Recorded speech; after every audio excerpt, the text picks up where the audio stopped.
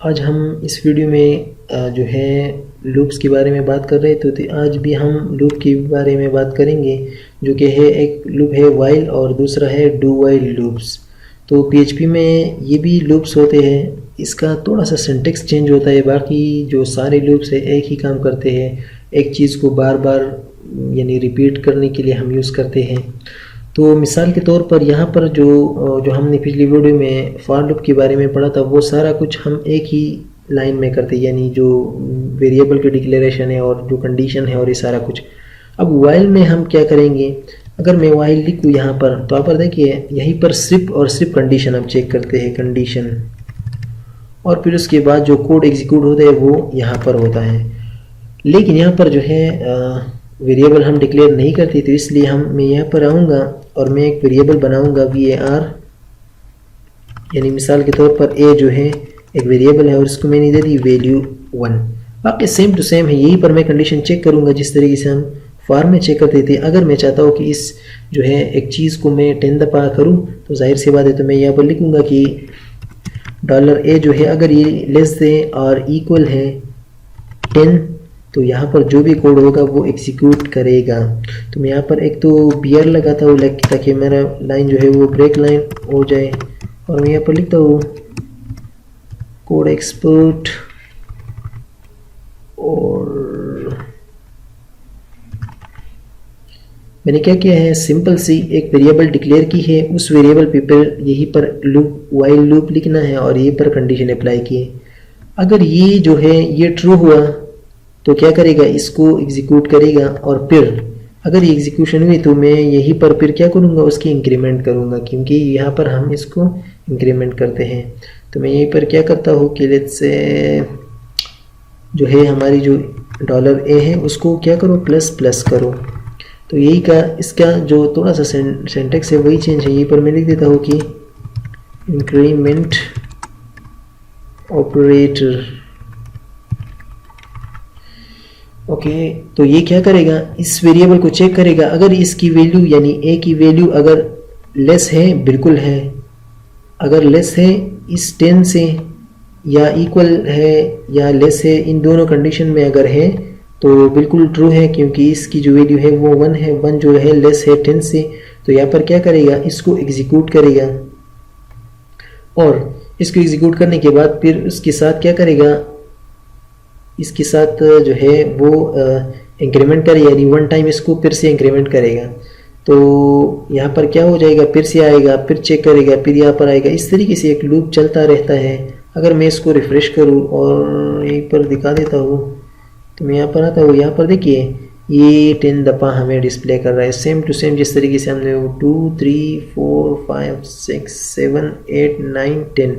अगर मैं यहाँ पर अगर आप देखिए यहीं पर जो है मैंने इक्वल लगाया, अगर मैं इससे इक्वल हटाऊँ तो आप देखिए कि ये जो लूप करेगा, जब भी a 9 तक आएगा तो ये ट्रू होगा। अगर ये a जो है 10 तक आ गया, ये तो इसका इक्वल है, तो ये फॉल्स हुआ। तो ये यहाँ पर जो है ये स्टेटमेंट हमें 9 दफ़ा जो है डिस्प्ले करेगा। मैं आपको रिफ्रेश करता हूँ तो यहाँ पर देखिए एक कम हो गई, तो इसका मतलब है 1 2 3 4 5 6 7 8 9।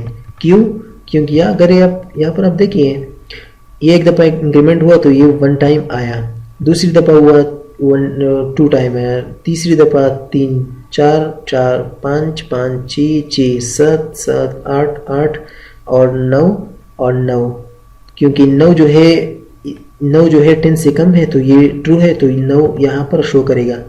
जब ये 10 तक इंक्रीमेंट करेगा, यहाँ पर इंक्रीमेंट, तो जो 10 जो है वो तो इससे लेस नहीं है, 10 तो 10 से लेस नहीं है, तो ये ट्रू यानी ये फॉल्स हो जाएगा, और वहाँ पर ही एग्जीक्यूशन कम यानी क्लोज कर देगा। तो इस तरीके से आप मैंने यहाँ पर जो है इक्वल लगाया था, ताकि उसके साथ जो अगर ये a जो है 10 हो जाए तो ये तो लेस तो नहीं होगा, फिर 10 इक्वल होगा तो उसका भी एग्जीक्यूशन आप कर दें। तो इसलिए मैंने less than or equal to equal उसके साथ ही लगाया था।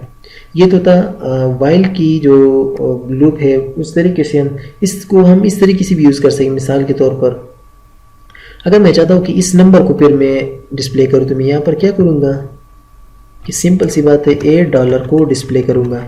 तो यह हमें क्या करेगा, यहीं पर एक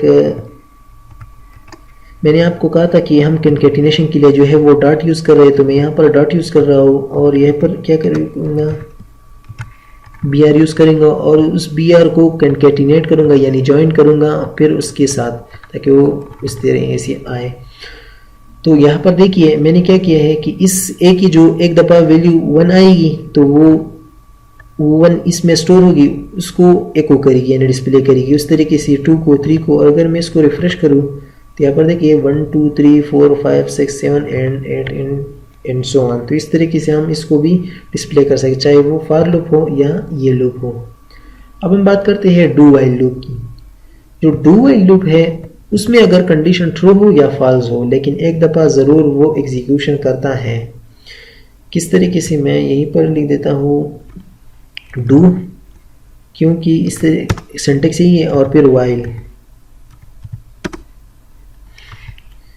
तो इसको मैं यहीं से हटा देता हूँ और यहीं पर क्या करूँगा,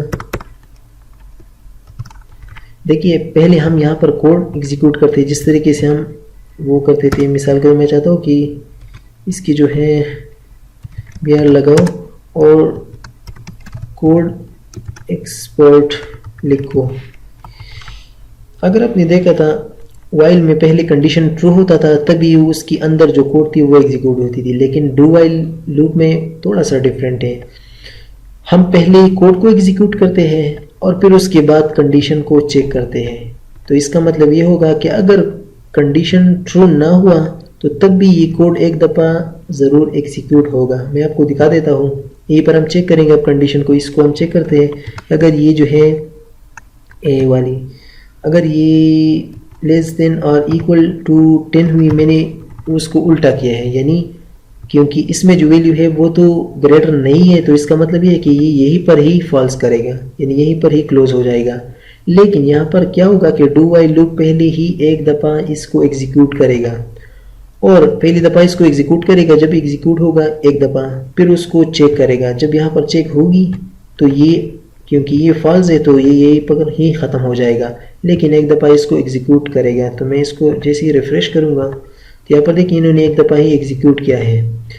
क्यों? क्योंकि यहाँ पर देखिए पहले ही इसकी एग्जीक्यूशन करता है, डू वाइल लूप में ये फ़र्क है, और फिर उसकी कंडीशन चेक करता है। अगर कंडीशन ट्रू हुई यानी सही हुई तो फिर यहाँ तक आएगा, फिर चेक करेगा, फिर यहाँ तक आएगा, फिर अब क्योंकि यहाँ पर अगर अब देखिए एक दफ़ा तो इन्होंने एग्जीक्यूट किया, फिर कंडीशन यहीं पर आया, इन्होंने यहाँ पर चेक किया तो ये फॉल्स हुआ, तो ये इन्होंने जो कंडीशन के बाद फिर यहाँ पर नहीं आता जब ये ट्रू नहीं होता, और जब ये ट्रू होता है तो फिर आता है, फिर चेक करता है। अगर मैं इसको ट्रू करूँ तो ये क्या करेगा, ये इस तरीके से हमें डिस्प्ले करेगा कितनी दफ़ा। मैं रिफ़्रेश करके दिखा देता हूँ, और यहाँ पर देखिए ये लूप चलता है। क्यों? इसमें मसला यही होता है क्योंकि ये फिर लूप चलता है। यहाँ पर देखिए तो क्यों चलता है, क्योंकि ये जो है फिर हम इसको इनफाइनाइट की ही तक जाते हैं। क्यों? क्योंकि अगर आप देखिए यहीं पर जो है इसमें मसला ये होता है कि इसमें हम जो है इंक्रीमेंट ऑपरेटर यूज़ नहीं करते, ताकि इंक्रीमेंट ऑपरेटर हम यूज़ करें और इसकी कंडीशन के साथ ये ट्रू हो जाए, इसलिए इसको फिर हम इनफाइनाइट तक जा रही है, तो इसलिए हमें कुछ भी एग्जीक्यूट नहीं करती अगर आपने देखा था। तो इसलिए हम ये काफ़ी रेयर यूज़ करते हैं जो डू वाइल लूप है। ज़्यादातर जो है वाइल लूप और इस तरीके से फॉर और भी लूप है जैसे कि फॉर ईच है, वो हम अगली वीडियो में डिस्कस करेंगे कि किस तरीके से हम फॉर ईच लूप को यूज़ कर सकते हैं। तो ये था कुछ डू वाइल लूप और वाइल लूप के बारे में। तो मिलते हैं अगली वीडियो में।